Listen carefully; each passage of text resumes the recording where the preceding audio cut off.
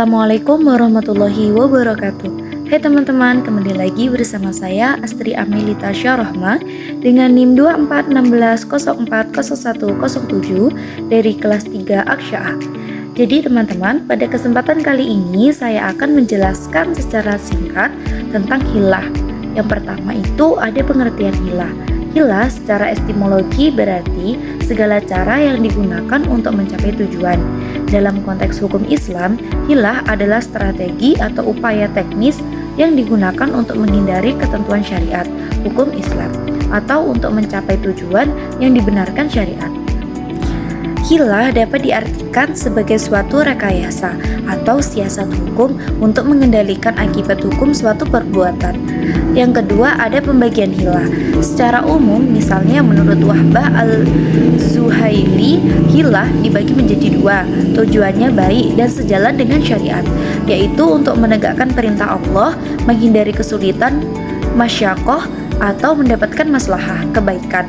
Ini adalah hilah yang diperbolehkan atau halal dan justru dicari.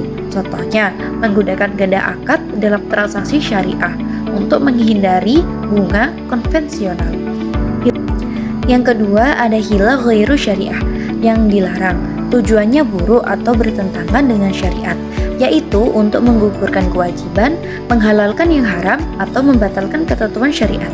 Ini adalah hilah yang dilarang atau haram dan bisa dibuat al-hilal al-muharramah atau ghair al-musyara'ah. Yang ketiga ada kedudukan hilah menurut para ulama mazhab Hanafi. Umumnya membolehkan hilah, bahkan menjadikannya metode utama selama tujuannya baik. Mereka cenderung melihatnya dalam sudut pandang positif. Yang kedua mazhab Maliki, Syafi'i, dan Hambali. Membagi hilah, mereka melarang keras hilah yang bertentangan dengan syariat, hilah ghairu syariah, karena tujuannya adalah membatalkan hukum atau menghalalkan yang haram. Kemudian, hilah pada produk keuangan syariah.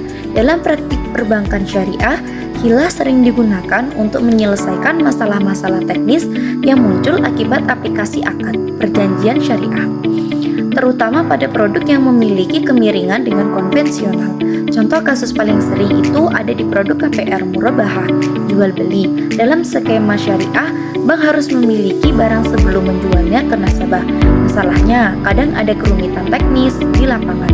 Hilahnya, bank menggunakan akad wakalah, perwakilan, dan akad murabahah, jual beli secara bersamaan akad ganda untuk memastikan kepemilikan barang oleh bank secara hukum sebelum dijual ke nasabah, sehingga akadnya sah secara syariah meskipun prosesnya cepat.